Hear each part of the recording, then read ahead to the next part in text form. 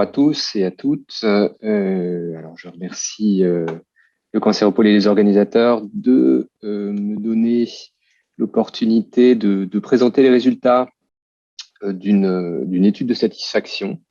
Donc, c'est une étude qui est une enquête jumelle entre les Instituts Curie et Gustave Roussy. Donc, je parle au nom de l'ensemble des intervenants, certains étant présents autour de cette table virtuelle. Et elle a porté sur une évaluation de la satisfaction sur la consultation elle-même, donc dans le cadre de la démarche d'oncogénétique, en y associant la perception aussi de cette même démarche. Donc, pour des patients ayant eu une téléconsultation dans l'un des deux centres, cette consultation ayant pu être réalisée pendant ou en dehors de la phase de confinement liée à l'épidémie de Covid-19. Les retombées attendues étaient l'évaluation de la satisfaction, effectivement, un certain niveau de compréhension, dans la mesure où on manipule des informations qui sont assez complexes, tenter de déterminer un profil de moindre satisfaction, évaluer l'intérêt perçu du patient, limiter en termes de limite de déplacement, le temps d'attente, etc., et puis dégager des pistes d'amélioration et d'optimisation. Donc, c'est une enquête jumelle parce que le questionnaire a été élaboré conjointement entre les équipes de Curie et de Gustave Roussy, avec un certain continuum avec l'étude Télécéno qui a été présentée hier, je crois, par Barbara Pistilli, aussi une enquête de satisfaction dans le monde des consultations de scénologie pendant le confinement. Alors, pendant cette période, il y a environ 500 consultations qui ont été réalisées à Curie, un tout petit peu plus à Gustave Roussy, mais c'est une période un peu plus longue. Gustave Roussy continuant à faire encore actuellement des téléconsultations avec une activité majoritaire. Alors, il s'agissait de téléconsultations médecins à l'hôpital, parfois en télétravail, et patients à domicile. Alors, vous n'êtes peut-être pas très familier du parcours du patient en génétique. Nous avons en général deux consultations. On voit le patient deux fois, donc c'est pas forcément, ça n'est jamais des patients qu'on connaît très bien. Et on a un premier type de consultation qui est la consultation d'information pré-test, qui elle dure à peu près 45 minutes. Et puis, en général, à cette occasion-là, un test génétique est prescrit. Et quelques mois plus tard, nous avons une consultation de restitution des résultats, les résultats génétiques étant légalement à rendre à l'occasion d'une nouvelle consultation de génétique. Les résultats peuvent être de trois types différents. Soit on n'a rien identifié de particulier, on dit que le résultat est négatif ou non contributif. Donc ça, c'est une très, très grosse majorité des cas, environ 80%.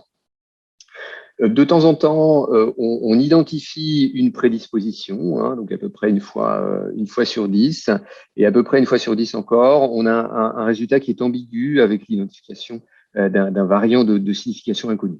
Selon le type de résultat, la consultation est plus ou moins longue. Vous imaginez que quand on identifie une prédisposition, il ne faut plutôt 1 heure que 10 minutes. Dans de rares cas, il y en avait très peu pendant sur le sondage. Là, on peut avoir des consultations de suivi où on reprend des choses et communiquer lors de la restitution des résultats. Donc, vraiment, 2 à 3 consultations. Donc, ce ne sont pas des patients que nous connaissons par cœur et avec lesquels nous avons pu tisser des liens dans des consultations préalables, dans une prise en charge préalable. Alors, l'étude s'adressait à des hommes ou des femmes majeurs qui ont eu une consultation d'oncogénétique, bien évidemment avec la capacité de compléter le questionnaire qui était en ligne. Donc, la téléconsultation était soit une visioconsultation, soit une consultation téléphonique. Et cette consultation était réalisée 48 heures, au maximum 3 mois avant la sollicitation pour l'enquête qui se faisait par mail. Et l'auto-questionnaire était rempli avec, on y pouvait y accéder qu'une fois par personne. Alors, l'Institut Curie a utilisé RedCap et à Gustave Roussy, nous avons utilisé SurveyMonkey. Je reviendrai sur les types de questions et puis l'analyse des résultats globale sera publié sur les sites des différents instituts. Donc l'auto-questionnaire était relativement long pour le patient. On a chronométré ça une vingtaine de minutes avec 58 questions, certaines très simples, démographiques, descriptives du patient lui-même. Donc, j'ai oublié de dire que c'était d'insister sur le fait qu'il s'agissait bien d'une enquête anonyme, la situation médicale, l'éloignement géographique, le mode de transport, etc. Une part d'évaluation de l'anxiété, du questionnaire de la section anxiété de HADS. Donc ça fait partie des questions communes avec Télécéno. Des questions portant sur les conditions de la téléconsultation. Donc ça c'est vraiment des questions pratico-pratiques pour voir justement s'il y avait des soucis de ce côté-là. On utilisait également l'échelle TUC, qui elle évalue l'utilité, la facilité d'utilisation, l'efficacité, la fiabilité et la satisfaction du patient. Et puis plus spécifiquement, la satisfaction est évaluée par le SAT35 avec des questions portant sur le consultant, l'organisation des soins, de la téléconsultation et un avis général. Puis on avait deux questions beaucoup plus ouvertes. La population, donc on avait à peu près 1000 consultations, hein, si on ajoute les deux centres, environ un tiers de répondants, une énorme majorité de femmes. Donc ça correspond à notre pratique, hein. La thématique principale des consultations concerne une éventuelle prédisposition au cancer du sein, donc bien évidemment les femmes sont au premier plan, et la pyramide des âges est à peu près représentative également de notre pratique courante, avec certaines personnes très très jeunes, mais également quelques octogénaires, une poignée d'octogénaires qui a aussi répondu au questionnaire. La situation était la plupart du temps, les personnes avaient une activité professionnelle. Alors là, on comptait même ceux qui étaient en arrêt de travail. Ils habitaient la plupart du temps en appartement, mais également en maison. Alors le autre, c'était pour voir ceux qui étaient en centre d'hébergement ou ce genre de choses. Là, il n'y avait pas ce type d'hébergement atypique. On posait aussi la question de savoir si au moment de la consultation, ça c'était leur activité, leur situation matrimoniale, avec une majorité de personnes qui vivaient en famille ou en couple. Alors, les résultats seront absolument identiques et superposables entre l'Institut Curie et Gustave Roussy. Donc, dans les diapos suivantes, je les confondrai.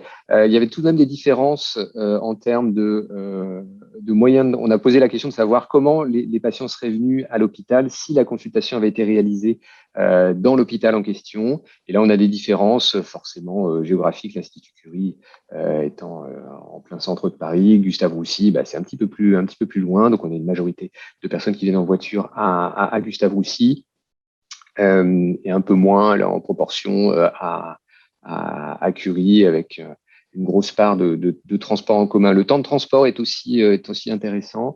Et beaucoup plus faible à l'Institut Curie qu'à Gustave Roussy, avec la moitié des répondants évaluant à plus d'une heure de temps de transport, donc par trajet, pour venir à leur consultation.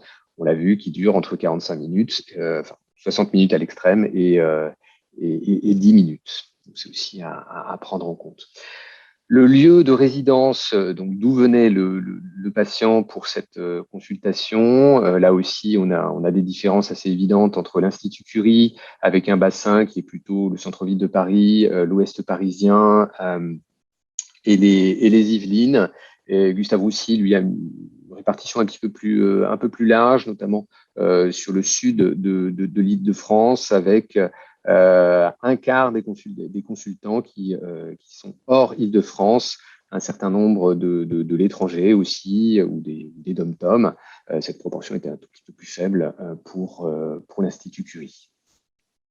Donc, les circonstances de téléconsultation, nous avions un tiers de première consultation, 2 tiers de consultation de rendu de résultats, comme je vous l'ai dit, une minorité de suivi. Donc, ça, c'est assez proche de notre activité habituelle. En revanche, habituellement, on a un certain équilibre entre première consultation et consultation de rendu. Ça, c'est vraiment très lié au confinement qui fait que l'accès à l'hôpital était assez différent. Donc, on a surtout passé du temps à rendre des résultats qui avaient été prescrits avant la période de confinement.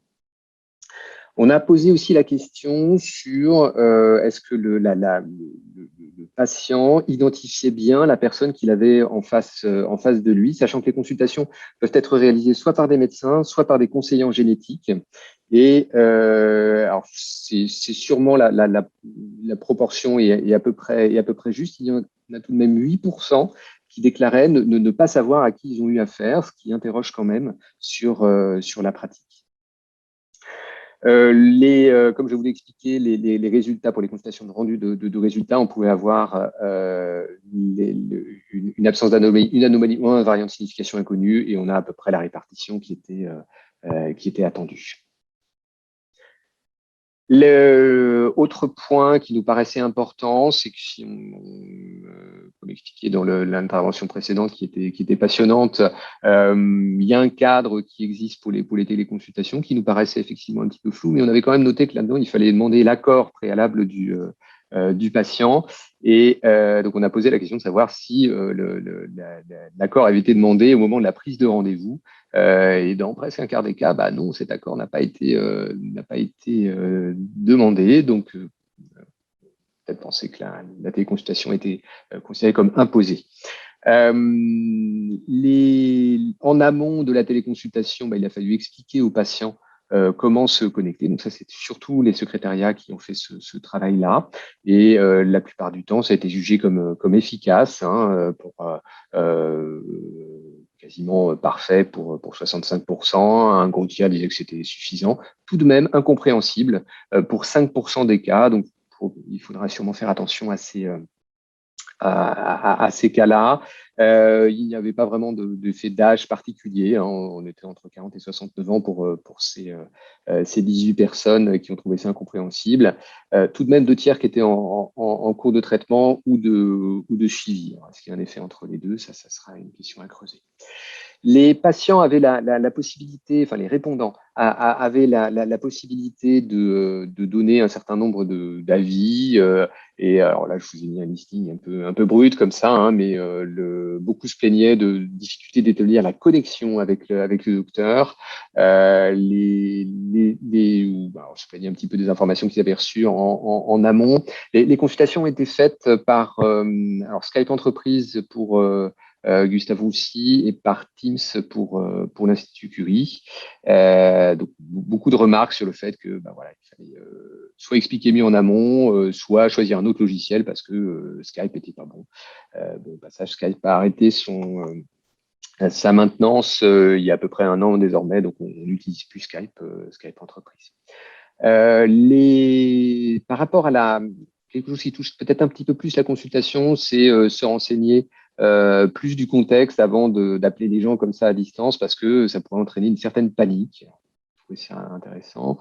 Une personne un peu déçue de n'avoir eu qu'un appel téléphonique parce que la visioconsultation a été plus riche et favorisé une meilleure interaction. Et puis il y a des gens qui franco n'aiment pas la téléconsultation et qui le disent bien haut et fort. Alors peut-être qu'ils n'aiment pas d'autres choses aussi. Certains se sont projetés au-delà du confinement, notant les avantages évidents en termes de transport, les vides d'attente sur les lieux de rendez-vous. On pourra revenir là-dessus. Beaucoup étaient pleinement satisfaits et pour certains, la téléconsultation doit devenir la règle pour l'oncogénétique. Quelques aspects assez pratiques sur lorsque la consultation a lieu. Est-ce que l'intervenant était à l'heure? Un résultat très surprenant. Dans 3 quarts des cas, oui. Alors ça, c'est pas du tout un reflet de notre activité habituelle. On est tous toujours en retard. Mais là, les retards étaient extrêmement limités. Alors, c'est sûrement une question de réorganisation des plages horaires de ces téléconsultations qui étaient différentes de nos créneaux habituels. Et c'est vrai que pendant le confinement, on consultait tous les jours, un peu n'importe quand, et donc en laissant des marges de temps, des marges tampons de temps extrêmement confortables qui nous permettaient d'être à l'heure. Si ça a été bien vécu, tant mieux. Donc pendant la consultation, est-ce que vous étiez seul ou accompagné? La plupart du temps, les gens étaient seuls à leur domicile, parfois assez souvent quand même avec un des membres avec un des membres de la famille. La facilité de connexion a été évaluée par cette question-là. Dans 2 tiers des cas, et c'est satisfaisant, eh bien, la connexion était sans problème. Parfois, il a fallu s'y prendre à plusieurs fois. Il a fallu demander de l'aide, soit d'une personne près de chez soi, soit d'une équipe de la génétique. Et on a fait un peu du radioguidage pour guider les personnes vers leur consultation. Dans à peu près 40% des téléconsultations ont été faites par téléphone. Et lorsque c'était le cas, on a demandé si c'était par choix de la personne. Alors, dans le choix, il y a aussi des questions, choix donc, du patient. C'est se cacher derrière ça pas mal de questions techniques en disant chez moi ça capte pas bien, j'ai pas un bon internet, etc. Alors la question d'internet était posée aussi, et assez peu ont répondu. Beaucoup se plaignaient de difficultés de connexion, et un certain nombre ont dit qu'on ne leur avait pas laissé le choix en disant c'était de toute façon par téléphone. Jamais personne ne m'a parlé de visioconsultation, ce qui est un petit peu étrange. Pour le patient, se connecter à la visioconsultation a paru facile, vraiment dans une très très grosse majorité des cas, en étant tout à fait d'accord avec ça. Et pour beaucoup, le niveau d'information apporté par la téléconsultation était tout à fait similaire à ce qui aurait pu être donné en consultation à l'hôpital. Après, les questions de perception de la consultation, la plupart étaient d'accord avec le fait qu'on pouvait échanger avec le médecin comme si on était en face à face. J'ai pu communiquer avec le médecin comme je m'y attendais, et il y avait une évaluation un petit peu plus qualitative de l'échange finalement, en disant que j'ai l'impression d'avoir reçu l'attention que j'attendais, que l'interlocuteur connaissait bien ma situation, globalement sur les différentes questions qui étaient portées, la satisfaction était très haute, si on ajoute à chaque fois très bon et excellent en termes du temps consacré, l'attention, etc. Donc la satisfaction générale, qui était donc notre critère principal, fait que dans 3 quarts des cas, elle était soit très bonne, soit excellente, avec une majorité d'excellente. Et ça n'était pas différent en termes de première consultation ou de consultation de rendu d'analyse génétique, qui est un point intéressant. Et on a aussi posé la question de savoir si c'était à refaire et sans être forcé par quelques confinements que ce soit. Auriez-vous envie de réaliser cette consultation de la même manière? Dans 42% des cas, les patients répondaient oui, certainement. 30% des cas, oui, mais seulement en visio, uniquement en visio. Oui, mais seulement par téléphone pour une toute petite minorité des cas. 8% ne se prononçaient pas, et 15% n'auraient pas préféré, ne préféraient pas refaire cette expérience de cette manière-là. Alors là-dedans, il y avait une majorité de rendus de résultats, et dans les rendus de résultats, c'était essentiellement des personnes chez lesquelles on a trouvé une prédisposition. Donc une consultation probablement beaucoup plus lourde sur le plan émotionnel, mais également sur le nombre d'informations à donner. À nouveau, c'est tout de même 1 heure de téléconsultation, ou à peu près. On a cherché à savoir s'il y avait un profil qui se dégageait pour identifier une moindre insatisfaction, que ce soit en termes de genre. Alors, on a vu qu'il y avait quand même une grosse disparité des équipes entre les hommes et les femmes. Pas de disparité en termes d'âge par rapport à la satisfaction. Le temps de trajet n'était pas non plus un critère majeur. Le fait d'être confiné ou pas confiné non plus. L'état de santé non plus, pour ce qui était des consultations de rendu, pas vraiment non plus de différence. Donc en conclusion, les téléconsultations, au travers de cette étude, montrent leur faisabilité technique et leur acceptabilité malgré un certain nombre d'échecs de la technique. Un niveau de satisfaction élevé des patients, les patients étant clairement au fait des avantages pratico-pratiques de la téléconsultation, hein, éviter de se déplacer, le temps de transport, etc. L'étude montre que finalement tout type de consultation génétique, que ce soit une première, une restitution avec des résultats positifs ou négatifs, est envisageable par téléconsultation. Une nette préférence pour la visioconsultation par rapport au téléphone. Un certain nombre d'améliorations sont nécessaires, notamment dans l'information qui est donnée en amont du patient, ne serait-ce que pour avoir son autorisation pour faire cette téléconsultation, et puis mettre en place une espèce de tutoriel pour que ce soit le plus simple possible pour le patient. Et puis un effort à faire aussi pour bien s'identifier de la part de tous les consultants, parce que ce n'est pas si évident que ça pour les patients. Ne pas omettre que 15% des patients ne souhaitent pas recommencer, avec une question à évoquer peut-être pour les résultats positifs. Alors c'est très difficile à mettre en œuvre, mais il faut avoir une attention toute particulière pour ces résultats positifs par téléconsultation. La satisfaction, la moindre satisfaction n'est pas liée à un profil particulier. Alors, j'insiste bien sur le fait qu'il s'agisse là, la génétique est un domaine vraiment très, très particulier. On a vu en termes de nombre de consultations, de connaissances du patient. Et puis, au passage, c'est un petit clin d'œil, mais la satisfaction liée au fait que le patient soit à l'heure était assez exceptionnelle pendant la période de confinement. Alors, pour continuer à utiliser la téléconsultation au quotidien, on a quand même régulièrement une demi-heure, voire une heure de retard, ce qui est un petit stress supplémentaire pour lorsqu'on a des téléconsultations, mais on aura probablement l'occasion d'en reparler. Voilà, je vous remercie pour votre attention. Je remercie également tous les participants et tous ceux qui ont œuvré pour la création de cette enquête. Je vous remercie pour votre attention.